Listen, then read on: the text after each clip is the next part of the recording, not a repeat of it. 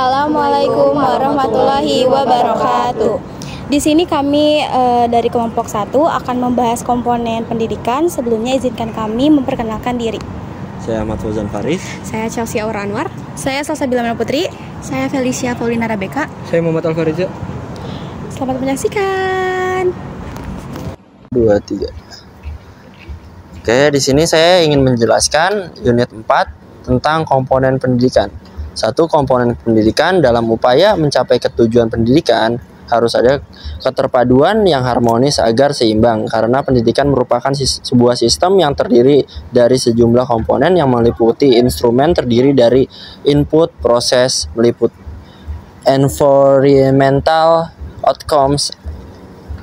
Input pokoknya adalah dasar pendidikan, tujuan pokok pendidikan peserta didik. A.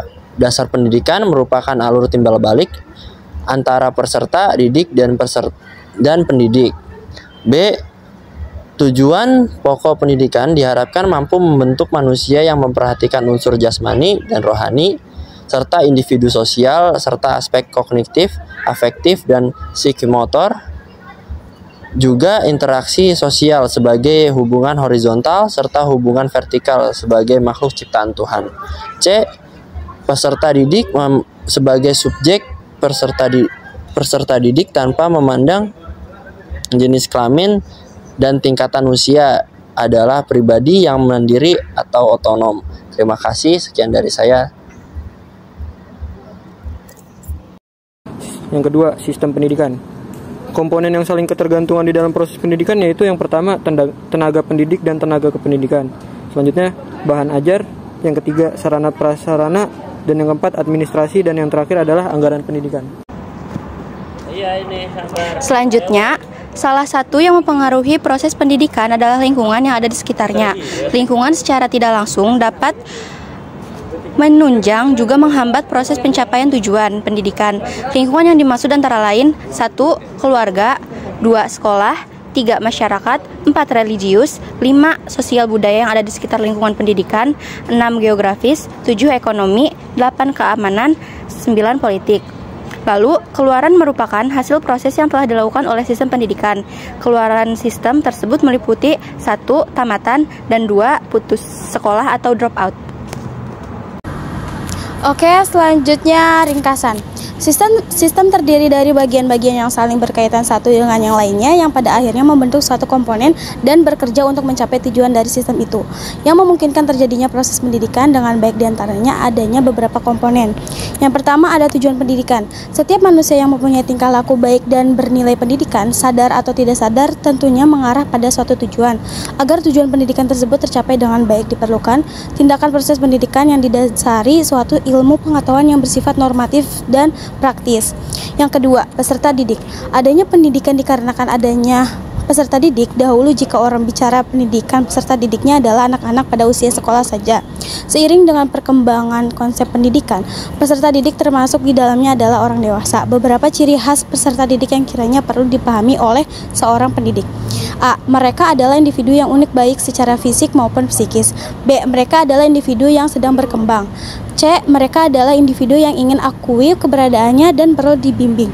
D. Mereka adalah individu yang ingin mandiri. Yang ketiga, pendidik. Komponen yang sangat penting dalam dunia pendidikan adalah pendidik, karena pendidik akan menentukan arah pendidikan itu.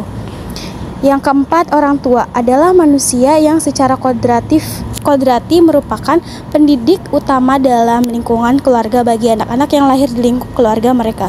Sebelum banyak orang memikirkan tentang pendidikan yang dilandasi hubungan cinta kasih. Yang kelima, guru atau pendidik. Guru adalah sebutan di masyarakat atau lembaga yang mendapat amanat dari para orang tua atau masyarakat untuk melaksanakan proses pendidikan. Sebagai pendidik haruslah memiliki dan memenuhi persyaratan untuk jabatan tersebut. Pemimpin keagamaan dan pemimpin di masyarakat. Sebagai pemimpin dalam bidang keagamaan dapat melakukan pembinaan dan pengembangan sifat dan rohani ke arah nilai keagamaan. Sebagai pemimpin di lingkungan masyarakat dapat melakukan pembinaan dan bimbingan kepada para anggota yang dipimpin yang didasarkan pada aktivitasnya. Orang tua adalah manusia yang secara kodrati merupakan pendidik utama dalam lingkungan keluarga bagi anak-anak yang lahir di lingkup keluarga mereka. Sebelum banyak orang memikirkan tentang pendidikan yang dilandasi hubungan cinta kasih. Guru atau pendidik. Guru adalah sebutan di masyarakat atau lembaga yang mendapat amanat dari para orang tua atau masyarakat untuk melaksanakan proses pendidikan. Yang terakhir adalah pemimpin keagamaan dan pemimpin di masyarakat. Sebagai pemimpin dalam bidang keagamaan dapat melakukan pembinaan dan pengembangan sifat dan rohani ke arah nilai keagamaan.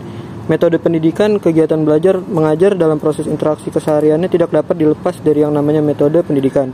Beberapa metode dalam mendidik diantaranya, yang pertama diktatoral, yang kedua liberal, ketiga demokratis, yang keempat ceramah, kelima diskusi, 6 demonstrasi, 7 materi pendidikan, 8 anak, 9 materi, 10 lingkungan pendidikan, 11 keluarga, 12 sekolah, dan yang terakhir masyarakat. Sekian. Sekian dari kami, mohon maaf apabila ada kesalahan. Wassalamualaikum warahmatullahi wabarakatuh.